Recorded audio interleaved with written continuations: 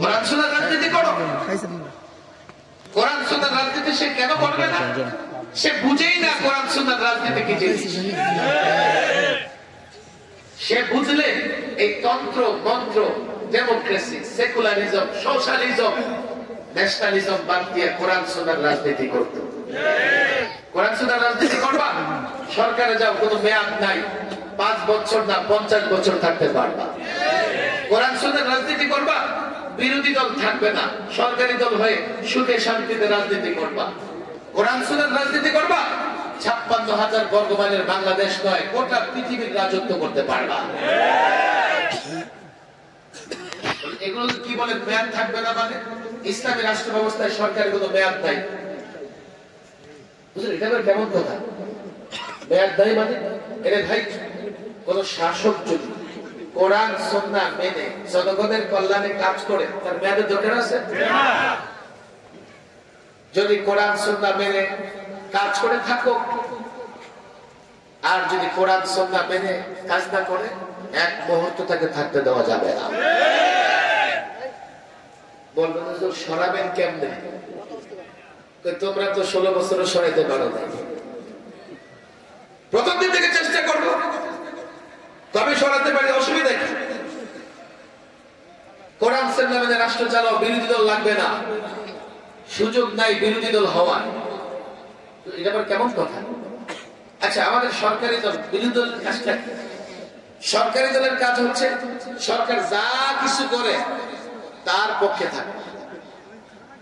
আর বিরোধী দলের কাজ কি? বিরোধী দলের কাজ হচ্ছে সরকার যা করে সব বিরোধিতা করে। এখন কোরআন সুন্নাহ মেনে কেউ যদি রাষ্ট্র চালায়, ইসলাম অনুযায়ী রাষ্ট্র চালায়, আপনার তার বিরোধী দল হওয়ার সুযোগ নাই, তাহলে আপনি কোরআন সুন্নাহর বিরুদ্ধে চলে গেলেন। আর কোন সরকার যদি কোরআন সুন্নাহর বাইরে গিয়ে রাষ্ট্র চালায়, আপনার সরকারি দল হওয়ার সুযোগ নাই, তাহলে আপনিও তার সঙ্গে কোরআন সুন্নাহর বিরুদ্ধে চলে গেলেন। কথা ঠিক না বেঠিক? হুজুর, বুঝলাম সরকারি দল, বিরোধী দল নাই, মেয়াদ নাই, কিন্তু গোটা বিশ্ব কি করে চালাবো? কেন? আমার সবার পকেটে, আপনাদের সবার পকেটে মিস্টার অ্যান্ড্রয়েড আছে। কষ্ট করে মিস্টার অ্যান্ড্রয়েডকে গিয়ে মিস্টার গুগলকে জিজ্ঞেস করে দেন, গুগল একটু বন্ধ দেখি আমরা কতদিন পৃথিবী শাসন করেছি। সঙ্গে সঙ্গে মিস্টার গুগল বলবে, তুমি মুসলমান, মুসলমান তোমার পূর্বপুরুষ ইউরোপ, স্পেন কমপক্ষে 782 বছর স্পেন ইউরোপ আমরা শাসন করেছি। এই মুসলমানরা যদি ইউরোপ স্পেন শাসন না করতো, তো আফ্রিকার জঙ্গলে থাকা লোকদের মতো ইউরোপিয়ানরা এখনো জঙ্গলে থাকতো, গর্তে থাকতো, পাহাড়ের গর্তে থাকতো, কিচ্ছু করতে পারতো না। আমাদের প্রতিবেশী দেশে একটা কসাই আছে, আছে না নাই? তাদের সঙ্গে যাদের স্বামী স্ত্রীর সম্পর্ক এখন ঠিক মতো হয়ে আছে, এই কসাই মাঝে মধ্যে মুসলমানদের হুমকি দেয়। কসাই, তোরা কয়দিন ধরে চালাইতেছস ভারত, তাও আংশিক ভারত, 70 বছর 75 বছর, তাই তো?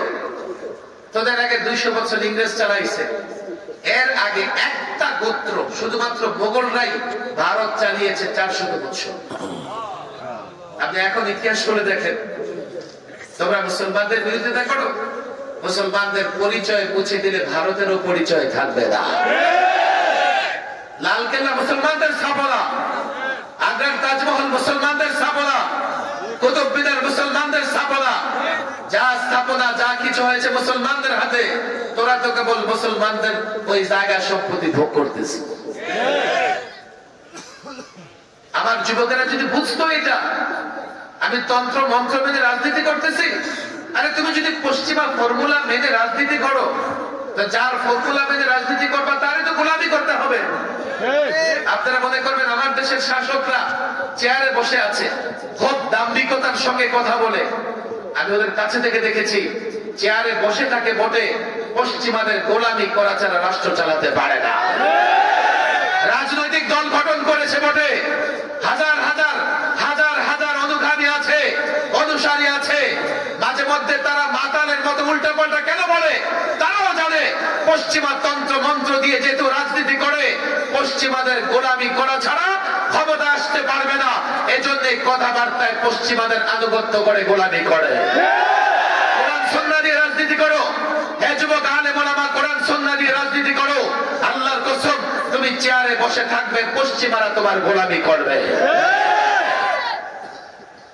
অনেকে তো বলবে যে আলেমদের রাজনীতি করার দরকার নাই। আমার দিকে খেয়াল করতে ভাই, আপনি রাজনীতি করেন আর না করেন, রাজনীতি আপনাকে ছাড়বে না। একটা মৌলিক বিষয় এটা। বলে হুজুর এটা কেন রাজনীতি কেন ছাড়বে না? আচ্ছা, রাজনীতিবিদ ক্ষমতায় এসে ট্রাফিক আইন করলো, কি এখন আর সোজা মোহাম্মদপুর যাওয়া যায় না, ইউটার্ন দিয়ে 3 কিলোমিটার ইউটার্ন দিয়ে মোহাম্মদপুর যাওয়া লাগে, আপনার তাই করতে হবে। বিবাহের বয়স 18 করে ফেলেছে, 18 আর 21, আপনি মৌলভী সাহেব মানবেন না, হয়তো বা মিথ্যার আশ্রয় নেবেন, না হলে যদি আপনি বাহাদুরি দেখান তো কন্যা থাকবে, কন্যার জায়গায় আপনার ধরে জেলখানায় ঢুকায় ফেলবে। এই তো চান্দিনাতে বয়ান করে আসছি, চান্দিনাতে এক বাবা তার কন্যাকে বিয়ে দিয়ে দিয়েছে, 18 হয় নাই, বাস বিবাহের আসর থেকে বাবারে ধরে জেলখানায় ভরে ফেলছে। আপনি কর, ট্যাক্স, কাস্টম, রাষ্ট্রের যত আইনগুলো মানতে হবে। মাহফিল করবেন, রাষ্ট্রের অনুমতি ছাড়া মাহফিল করতে পারবেন না। রাষ্ট্রের সবকিছু আপনাকে মানতে হবে। এখন আপনি ভদ্র মানুষ, আপনি আলেম, আপনি রাজনীতি করবেন না, রেজাল্টটা কি হবে জানেন? এক সময় চারিত্রিক সার্টিফিকেট আনতে যাবেন এমন ব্যক্তির কাছে যার নিজের চরিত্রের বালাই নাই। জন্ম সনদ আনতে যাবেন এমন ব্যক্তির কাছে যার জন্মের ঠিক ঠিকানা নাই। ইয়াবাখোরের কাছে মাথা নত করবেন। কক্সবাজারে 16 বছর এমপি ছিল এক ইয়াবা ব্যবসায়ী, বিবাদিয়াতে এমপি ছিল গাঞ্জা খায়, আর গাঞ্জাখোর, ইয়াবাখোর, ফেন্সিডিলখোর চেয়ারম্যান মেম্বারের সমাজে অভাব নাই। ইজ্জতের সাথে বাঁচতে হলে রাষ্ট্র ব্যবস্থাকে আপনার নিয়ন্ত্রণে নিতে হবে। আর আপনি ভদ্র হয়ে থাকবেন, রাজনীতি করবেন না, তো ইয়াবাখোরদের অনুসরণ করতে হবে, তাদের সামনে মাথা নত করে দাঁড়ায় থাকতে হবে। আমি তো বলি আলেমদের রাজনীতি করতে হবে। আলেমদের রাজনৈতিক ফর্মুলাও তাদের হাতে আছে, এবং তারা সমাজের সবচেয়ে বিশ্বাসযোগ্য জায়গায় আলেমরা।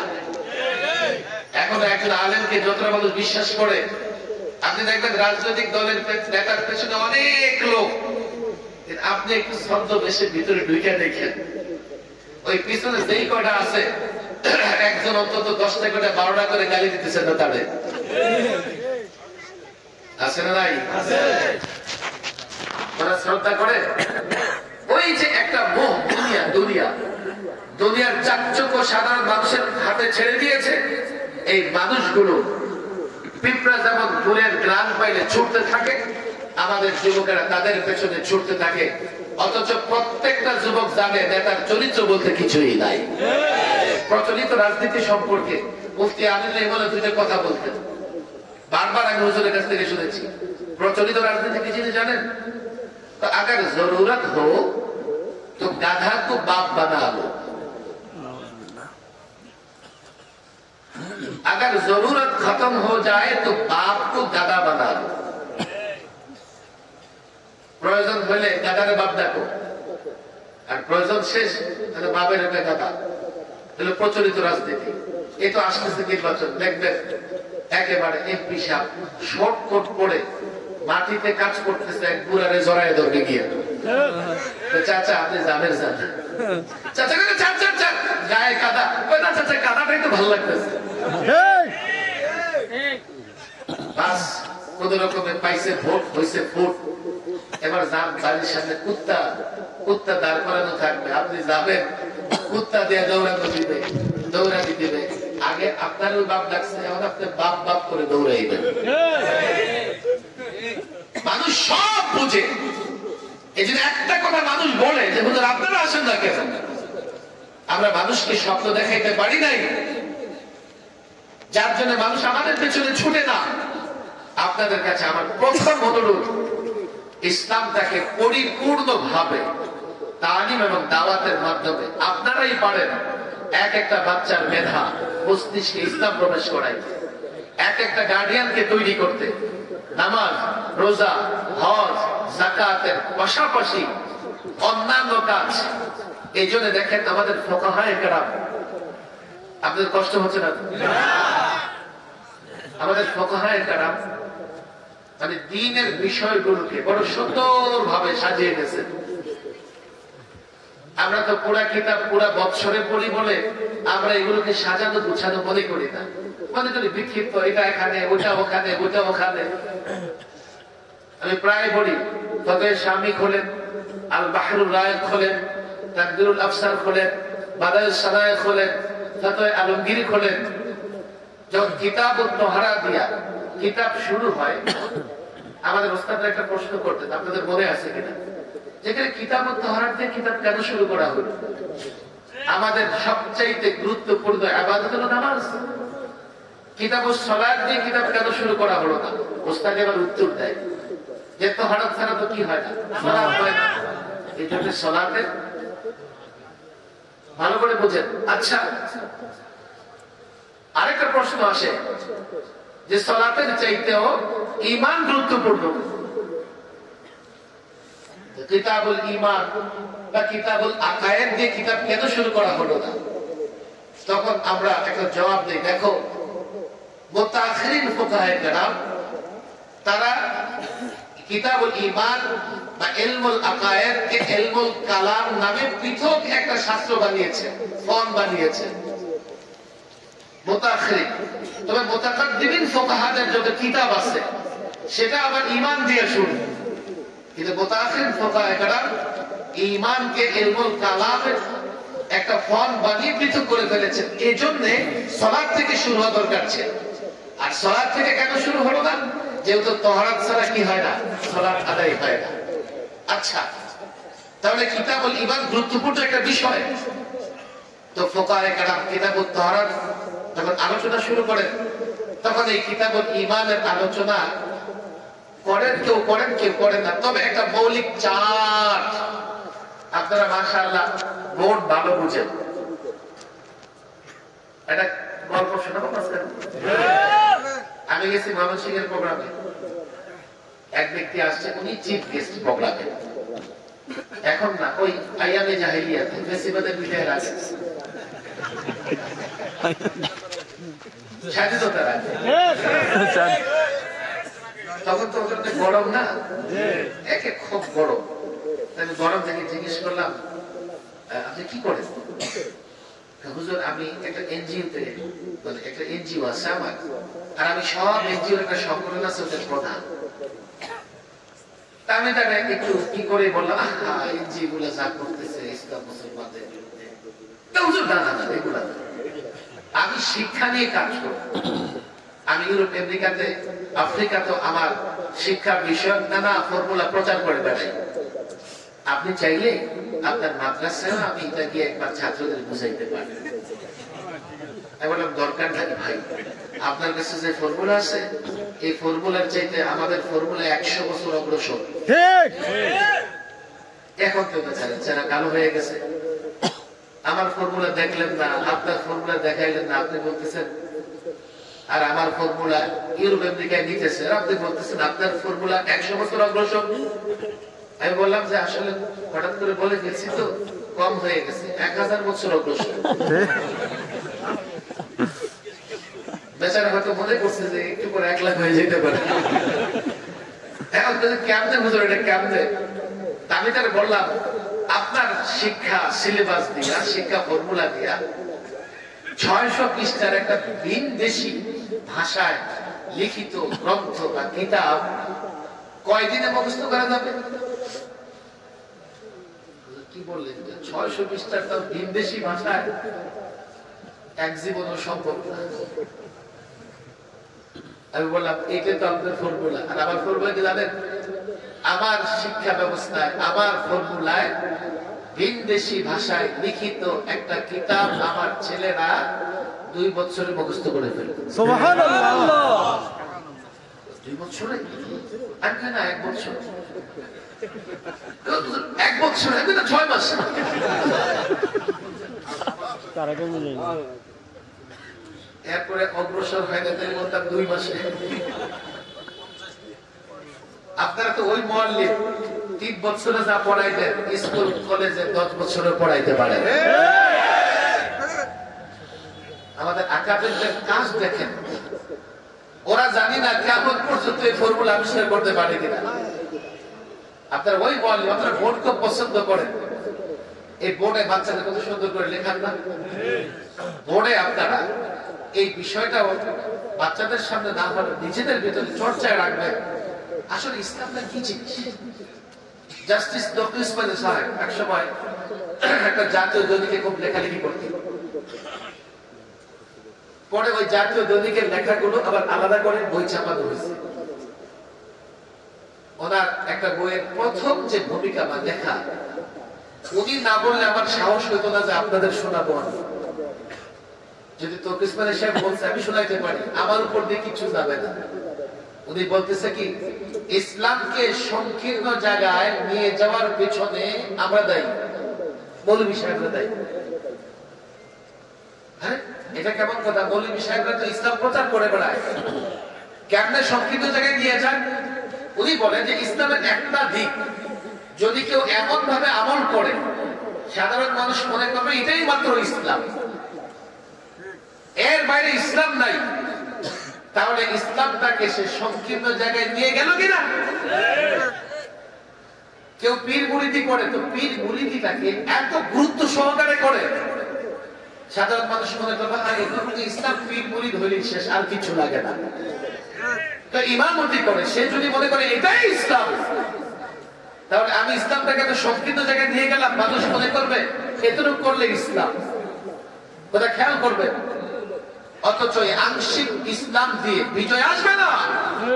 যেমন আংশিক ট্রিটমেন্ট দিয়ে রোগী কখনো সুস্থ হয় না, হিতে বিপরীত হবে।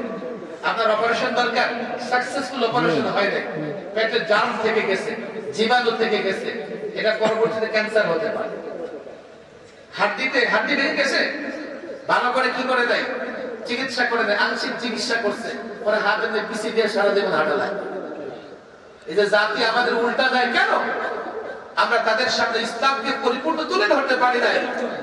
আপনাদের কাছে আমার অনুরোধ, যেভাবে ইসলামটাকে সুন্দর করে চাট করে রেখে গেছে, ইসলামে আকায়েদ আছে না নাই? ইসলামে ইবাদত আছে না নাই? তদ্রুপ ইসলামে মুআমালাত আছে না নাই? মুআমালাত মানে কি? লেনদেন। মুআমালাত মানে কি? ইসলামে লেনদেন সংক্রান্ত নীতিমালা আছে না নাই? 4 ইসলামে বিচার ব্যবস্থা আছে না নাই? বলেন আছে না নাই? 5 আদাব। 5 আদাব মানে হলো, আদাবের মূল হচ্ছে তাজকিয়ে নফস, নফসকে পরিশুদ্ধ করা, আখলাকে রাজিলা থেকে নফসকে মুক্ত করে আখলাকে হামিদা দ্বারা নফসকে সুসজ্জিত করা, এগুলো ফরজ। এগুলো পীর মুরিদের বিষয় না যে রুমাল সালাম হয়ে গেল। নিজের ভেতরকে পরিশুদ্ধ করা। দেখেন, আমি খুব জোরে বক্তৃতা করি, ভালো, আমার বক্তৃতা খুব মানুষ শোনে, আমি নেতা খুব গরম, সব ঠিক আছে, এটা ইসলামের 5 নাম্বার বিষয়। নিজের নফসকে পরিশুদ্ধ করলাম না, অর্থাৎ আমার ভেতরে তাকওয়া নাই, আমার ভেতরে তাওয়াক্কুল নাই, আমার ভেতরে সবর নাই, আমার ভেতরে শুকর নাই, আমার ভেতরে কি আছে? হাসাদ আছে, আমার ভেতরে কি আছে? কিবির আছে। আল্লাহর কসম করে বলি, নফস পরিশুদ্ধ না হলে সব ঠিকঠাক হলেও আমি কখনো বিজয়ী হতে পারবো না। এই প্রত্যেকটা বিষয় সামনে রেখে আমরা যদি অগ্রসর হই, একজন দোকানদার, একজন ব্যবসায়ী ব্যবসা করে, তো আপনি তাকে বলেন ইসলাম মেনে ব্যবসা করো, দুনিয়ারও কল্যাণ আখিরাতের কল্যাণ, কথা ঠিক না বেটাই? একজন বিচারক বিচার কার্য পরিচালনা করে, দেখেন হঠাৎ একদিন ধানমন্ডির তাকওয়া মসজিদ থেকে ইমাম সাহেব আসছে, এসে বলছে হুজুর এটা বিপদে পড়ে গেছে। কি? আমার মসজিদ কমিটিতে একজন সুপ্রিম কোর্টের বিচারপতি আছে, তো সে আমাকে বলতেছে হুজুর আপনাদের কি বিচার ব্যবস্থা নিয়ে কোনো বই পুস্তক আছে? তো কেন? তো হুজুর আমি এমন কোন বিষয়ে ফয়সালা দেব না যে বিষয়ে ফয়সালা দিলে সেটা কোরআনের বিরুদ্ধে যাবে। আপনি খেয়াল করেন, 10 বছর আগের কথা, আমি তখন বাংলাদেশে তন্ন তন্ন করে তালাশ করতে লাগলাম যে কেউ কি বিচার ব্যবস্থা নিয়ে বাংলায় কোনো কিতাব লিখেছে। কোন লাইব্রেরি, কোন ব্যক্তি তালাশ করতে করতে দেখলাম যে অনেকদিন আগে ইসলামিক ফাউন্ডেশন থেকে তার ইসলামিক আইন ও বিজ্ঞান, ইসলামিক আইন ও বিজ্ঞান নামে এবং ইসলামিক দণ্ডবিধি নামে দুইটা সংস্করণ তারা বের করেছে। আমি দেখলাম যে না, এই সংস্করণ যথেষ্ট নয়। আমি নিজে দারুল ইফতায় কাজ শুরু করলাম। যদি আমি শেষ 3 বছর মেহমানখানায় না যেতাম, আমার সেই কাজ শেষ হতো আলহামদুলিল্লাহ। এখনো সেই কাজটা চলতেছে। তবে আমাকে যখন উচ্ছেদ করা হয়, আমি তো তখন মেহমানখানায়, লালবাগ থেকে আমার সবকিছু ধ্বংস করা হয়, আমার এই লেখালেখি পাণ্ডুলিপিগুলো ক্ষতিগ্রস্ত হয়েছে। বিচার ব্যবস্থায় একটা হলো আপনি বাধ্য মুসলমান হিসেবে, কেন ওয়ামান লাম ইয়াহকুম বিমা আনজালাল্লাহ ফাউলাইকা হুমুল কাফিরুন। আল্লাহর আইন অনুযায়ী বিচার না করলে সে কি? এরপরে আসছে জালেম, এরপর আসছে ফাসিক। মানে অবিশ্বাসী হলে কাফের। বিশ্বাস করে যে আল্লাহর আইন আছে, তখন যদি সে অন্য আইন দ্বারা ফয়সালা করে, ফাসিক কবিরা গুনাহ করবার কারণে। আর জালেম এই জন্যই যে অন্য আইন দিয়া কখনোই ন্যায় বিচার হবে না, জুলুম হবে। বলবে যে হুজুর আমি কি বিচারক, যে আল্লাহর আইন দিয়ে ফয়সালা করুন। আচ্ছা, আপনি তো বিচার প্রার্থী। ফালা ওয়া রাব্বিক লা ইউমিনুনা হাত্তা ইউহাক্কিমুকা ফীমা শাজারা বাইনাহুম। ফালা ওয়া রাব্বিক লা ইউমিনুন হাত্তা ইউহাক্কিমুকা ফীমা শাজারা বাইনাহুম। মুফতি আমিন রাহিমাহুল্লাহ আয়াত তেলাওয়াত করে তখন বলতেন, আমার সন্দেহ হয় যে আমি মুমিন কিনা, মুসলমান কিনা। আল্লাহু ফালা ওয়া রাব্বিক, আপনার রবের কসম, লা ইউমিনুন, সে মুমিন হবে না, হাত্তা ইউহাক্কিমুকা ফীমা শাজারা বাইনাহুম, পরস্পর ঝগড়া বিবাদে আপনি রাসূলকে যদি বিচারক না বানায়। আমরা কারে বিচারক বানাইতেছি গিয়া? কোরআন দিয়ে শাসন করতেছে, কোরআন দিয়ে বিচার করতেছে। এখন বলেন হুজুর, আপনাদেরকে এই কথাটাও বলে দেই, আপনি যখন ইসলামী বিচার ব্যবস্থার কথা বলবেন না, দেখবেন পশ্চিমারা একটা বর্বর শাসন নামে একটা শাসন ব্যবস্থার কথা বলে। সেটা হচ্ছে ইসলামের স্বর্ণযুগকে তারা টার্গেট করে। কেন? আরে ইসলামী বিচার ব্যবস্থা কি? চুরি করলে হাত কেটে দেবে। জেদাবে বিচার করতেছে উভয়ের সম্মতিতে, অথচ উভয়কে পাথর মারবে, নাহলে ধরা মারবে। নিষ্ঠুর বিচার ব্যবস্থা। খেয়াল করেন, এইভাবে ইসলামের এক একটা বিচার ব্যবস্থাকে নিষ্ঠুরতম প্রমাণ করবার চেষ্টা করবে। প্রথম জায়গা আপনারা একমত হলেও এই জাতির সামনে যৌক্তিক জায়গা থেকে ইসলামী বিচার ব্যবস্থা প্রমাণ করতে গেলে আমরা অনেকেই অক্ষম হব, সক্ষম হব না। তাহলে আল্লাহকে আমাদের উপরে নিষ্ঠুরতম বিচার ব্যবস্থা চাপিয়ে দিয়েছে। এই বিচার ব্যবস্থা সম্পর্কে জানার দরকার আছে না নাই? 4 নাম্বার বললাম। 3 নাম্বার মুআমালাত, লেনদেন বলেছি। লেনদেনের প্রথম হচ্ছে ক্রয় বিক্রয়, বেচা কিনা। বাংলাদেশে আমরা বেচা কিনা করি ব্যক্তিগতভাবে, কিন্তু অর্থনীতি নিয়ন্ত্রণ করে যে বেচা কেনার মাধ্যমে, সেটা সবচেয়ে বড় সিস্টেম কোম্পানি। আমার দেশের অর্থ ব্যবস্থা যেহেতু সুদ নির্ভর, অধিকাংশ কোম্পানিগুলো সুদের সাথে জড়ায় যেতেছে। আমি হাজী সাহেব, আমি গাজী সাহেব, দেখেন না আমার টুপির থেকে সুদের দুর্গন্ধ আসবে, আমার জায়নামাজ থেকে সুদের দুর্গন্ধ আসবে। আপনি বলেন কিভাবে? আরে যে এই জায়নামাজ যা ইম্পোর্ট করেছে, যে কে দেখো কোন ব্যাংক থেকে সুদের ঋণ নিয়েছে, ঋণ নিয়ে এলসি করে ইম্পোর্ট করেছে জায়নামাজ। তোমার টুপি যেই কোম্পানি বানিয়েছে, দেখো কোন ব্যাংকের সাথে সুদী লেনদেনে জড়ায় আছে। ঘুরে ফিরে তোমার জামা পোশাকের সঙ্গে সুদ কি জিনিস? যার বিরুদ্ধে আল্লাহ আল্লাহ রাসূলের পক্ষ থেকে যুদ্ধের ঘোষণা।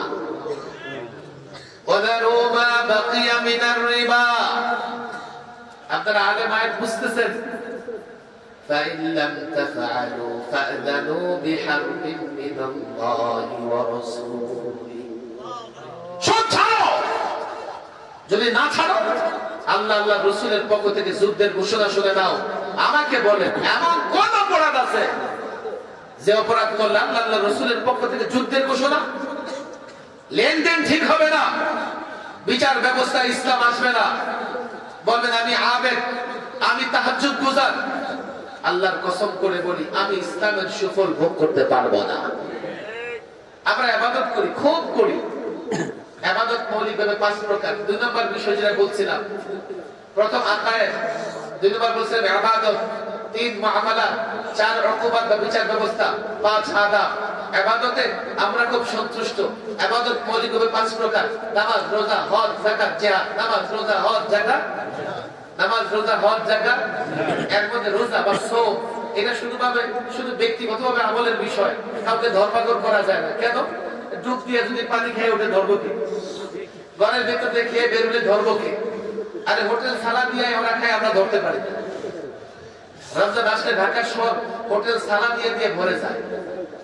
দেখেন না অলিতে গলিতে সামনে সালাদটা দেয়া হোটেল খুলে বসে। এই জন্য আল্লাহ বলেছেন লাআল্লাকুম তাত্তাকুন, লাআল্লাকুম তাত্তাকুন, রোজা রাখলে মুত্তাকি হতে পারবা। তাকওয়া, আল্লাহর ভয় ছাড়া কেউ রোজা রাখতে পারবে না। বাকি দেখো নামাজ, নামাজ আকিমুস সালাহ, আকিমুস সালাহ, নামাজ কায়েম করো, নামাজ কায়েম করো।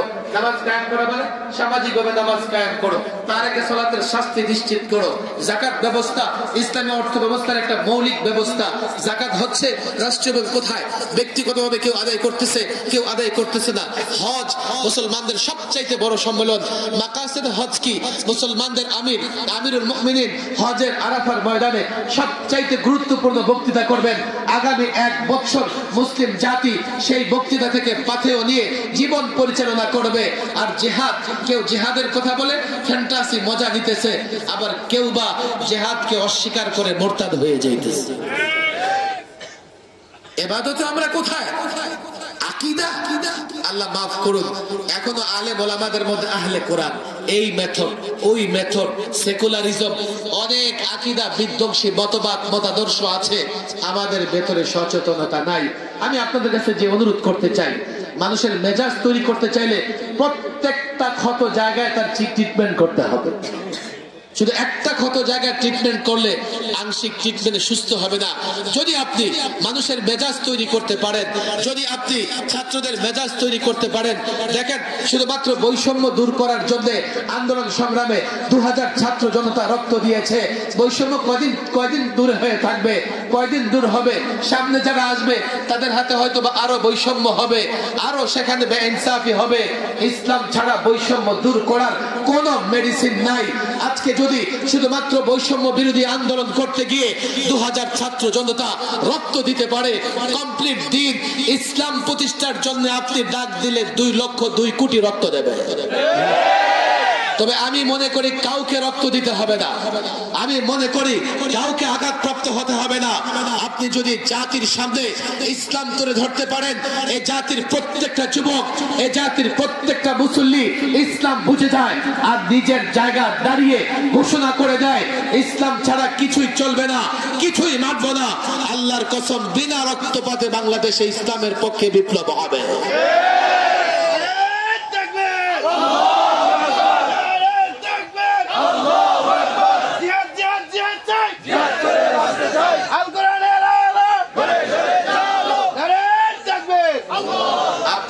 সঙ্গে যে ওয়াদাটা করবেন, মাশাআল্লাহ আপনারা প্রশিক্ষণ দিবেন, বাচ্চাদের পড়াবেন, টার্গেট থাকবে বাচ্চাদের মন মানসিকতা তৈরি করা। কথা ঠিক না বেঠিক? এমন মন মানসিকতা তৈরি করে দেবেন কিয়ামত পর্যন্ত বাঁচলেও যাতে ইসলামের বিরুদ্ধে না যায়।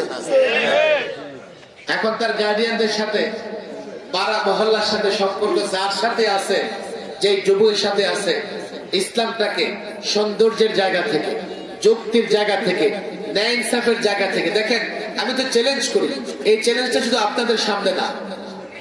আমি এই তো পরশুদিন আমার টকশো গুলো, পুরোনো টকশো গুলো তালাশ করতেছিলাম, হঠাৎ এক টকশো আমার সামনে চলে আসছে, 6 নারী আমার বিরুদ্ধে আর আমি একদিকে।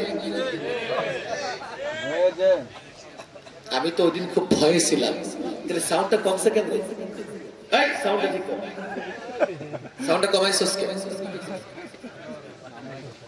সাউন্ডটা ঠিক কর। আচ্ছা, আমার কষ্ট হচ্ছে না তো? একটু শোনাই কারগুজারে আপনাদের। নারী দিবসের প্রোগ্রামে ওই চ্যানেলে 2 ঘন্টার একটা টক শো হবে। 1 সপ্তাহ ধরে আমার পিছে ঘুরতেছে, হুজুর সময় দেন সময় দেন। আপনাদেরকে লোকেরা নারী বিরোধী বলে, আপনি এসে আপনাদের কথাগুলো বলে যান।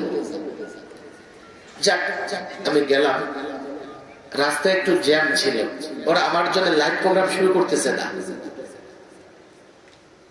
আমি একেবারে মানে কাটায় কাটায় একটু লেট হয়েছে, গিয়ে ঢুকছি, ঢুকে দেখি এদিকে 3 জন, এদিকে 3 জন, মাঝখানে আমি মুফতি সাহেবের চেয়ার রাখা।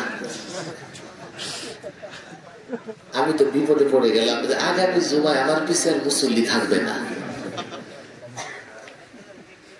এইভাবে যদি মুসল্লিরা দেখে যে 3 জন 6 জন দিয়ে বসে আছে, বলবো হুজুর 4 জনের কথা তো আপনারাই বলেন, 6 জন কেন হইল?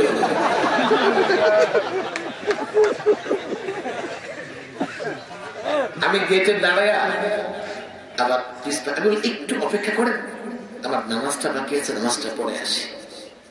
ওরা বলে হুজুর লাইভ প্রোগ্রাম, নারী দিবসে লাখ লাখ মানুষ অপেক্ষায় আছে। নামাজ পড়ে আইসা দেখি যে ওরা 2 ঘন্টার 15 মিনিট পার করছে, একটা ব্রেকে গেছে, এখন আসে। আমি গিয়ে বললাম একটু সেট আপটা চেঞ্জ করতে হবে। হুজুর কিভাবে? 6 জন ওই পাশে দেন, আমার এক পাশে দেন, আর একটা পুরুষ ছিল, তারা বললাম যে আপনি আমার পাশে এসে বসেন, অন্তরে দেয়াল হোক, হাইল হোক, পর্দা হোক, এইভাবে কেমনে বসে? সেখানে বসার পরে 6 জন একলগে প্রশ্ন করে। উপস্থাপিকা বলতেছে সেও নারী, সেও আমি তো অসহায়, 6 জনের প্রশ্নের জবাব এক মুখে কেমনে দেয়? একজন প্রশ্ন করে, 2 ঘন্টার প্রোগ্রাম 6 ঘন্টা হলে সবার উত্তর দিয়ে যাব।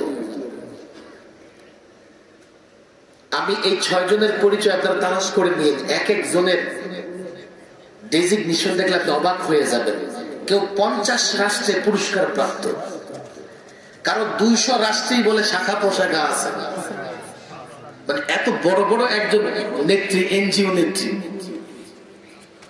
আমি তাদের সামনে চ্যালেঞ্জ করে ইসলামের এক একটা বিষয় উপস্থাপন করার চেষ্টা করেছি।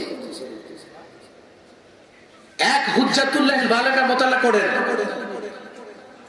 শাহ ওলিউল্লাহ মুহাদ্দিস দেহলভী, গোটা পৃথিবীর নাস্তিকরা প্রশ্ন করে আপনাকে হারাতে পারবে না। আমি ছাত্র জীবনে ওস্তাদের পরামর্শে মোতালা করেছি আশরাফুল জওয়াব, আশরাফুল জওয়াব, হাকিমুল উম্মাহ আশরাফ আলী থানভী রাহিমাহুল্লাহ। আমার এখন আমি বারবার মাহফিলে বলি এটা। এক ব্যক্তি গিয়া মৌলভী সাহেবকে জিজ্ঞেস করতেছে, হাকিমুল উম্মাহকে জিজ্ঞেস করতেছে সম্ভবত, যে হুজুর আপনারাই তো বলেন আনা ইনদা মুনকাসিরাতি কুলুবুহুম, হাদিসে কুদসি আল্লাহ বলেন যার অন্তর ভাঙা আমি তার সঙ্গে আছি। তিনি বলেন হ্যাঁ, যার অন্তর ভাঙা আল্লাহ তার সঙ্গে আছে। তো সে বলে কি হুজুর সিনেমা দেখলে আমার মনটা খুব ভাঙবে। কেন রে ভাই, আমরা তো ছোটকালে দেখছি, তখন তো টেলিভিশন ছিল না, ওই ক্যাসেট ছাইরা মহিলারা বৈশা গালে ধরে কাঁদতে থাকতো। আমি জানি না এই জেনজি বা আপনারা দেখছেন, মুরব্বীরা দেখার কি বেহুলা লক্ষ্মীপুর আছে না কিছু কি ছাইরাইনি, এগুলা ক্যাসেটে ছাইরা দিয়া 2-4-5 জন মহিলা পুরুষ বৈশা গালে ধরে চোখের পানি ফেলতে থাকে। তো মন না ভাঙলে চোখ দিয়ে পানি আসে। হাকিমুল উম্মাহ বলেন দেখো রে ভাই, তুমি একটা বন্ধ রুটি কিনছো, আছে না বন্ধ রুটি, এটা একটা বিশেষ বৈশিষ্ট্য আছে, পানিটা আপনি যদি এটা ভিজায় না খান আর এমনি গলায় ঢুকাই দেন, তো এটা গিয়া গলার শ্লেষা, যে একটা গলাতে কি আছে তরলতা আছে, টাইনা নিবে, পরে বন্ধ রুটি উপরে যাবে না, নিচেও যাবে না, শ্বাস বন্ধ হয়ে যাবে। এই জন্য তাড়াহুড়া করে খাইতে চাইলে এটা ভিজায় খাওয়া লাগে। তিনি বলেন এটাকে ভিজানোর 2টা পদ্ধতি হতে পারে, পানিতে ভিজানো, পেশাবে ভিজানো। এই বন্ধটি যদি পেশাবে ছাড়েন, ভিজবে না, সে স্ট্রাইক করবে না অবরোধ করবে, যে আমি খাবার জিনিস তুই পেশাবে যাইতেছিস, যা আমি স্টেক করলাম। হাতে ধরে দেবে কাকু, পেশাবে দিলেও ভিজবে, পানিতে দিলেও ভিজবে, মন তো ভাঙে। তুমি যে এই যে গান শুনে মন ভাঙতেছো, সিনা বাজে পেশাব দিয়ে রুটি ভিজাইতেছো। শাহ ওলিউল্লাহ মুহাদ্দিসে দেহলভী দেখেন, হিন্দুদের একটা বড় প্রশ্ন ছিল, খেয়াল করেন, আমি তো বলে দিলাম শুনে চলে যাবেন আপনারা। কি জানেন? হুজুর আমরা মূর্তি পূজা করি, আপনারা আমাদের বিরোধিতা করেন। আপনারাও তো মূর্তি পূজা করেন।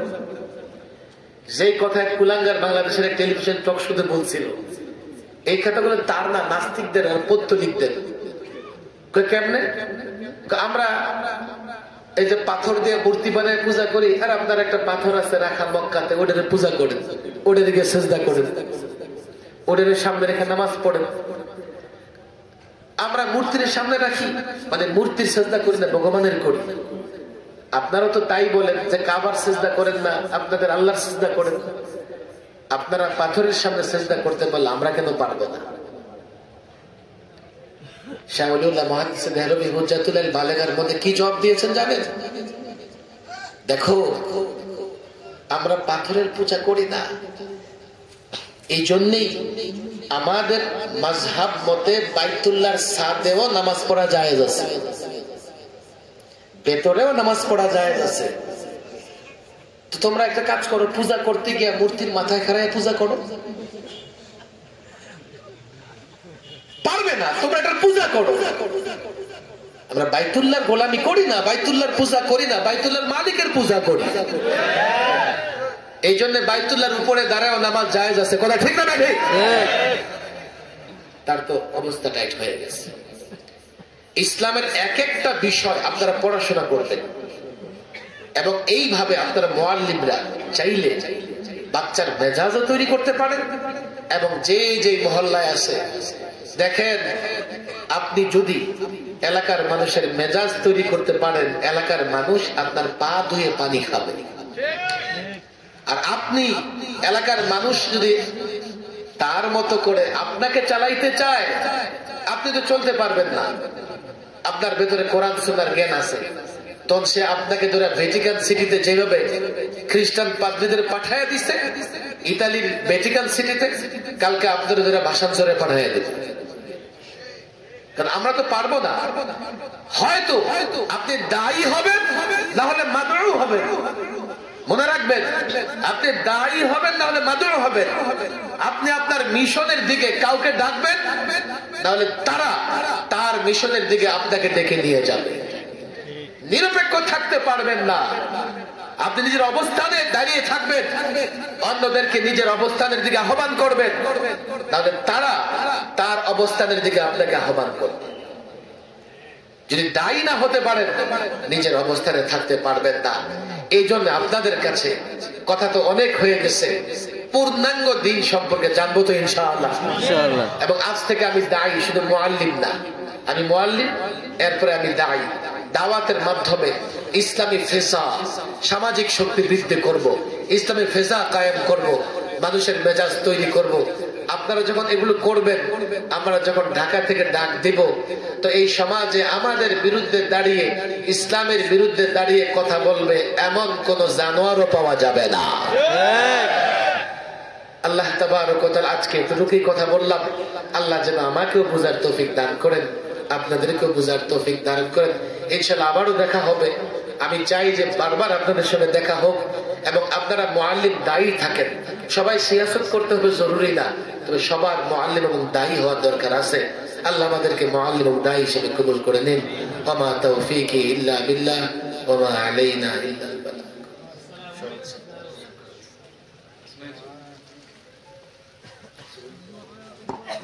সম্মানিত উপস্থিতি, মুআল্লিমিন হযরত,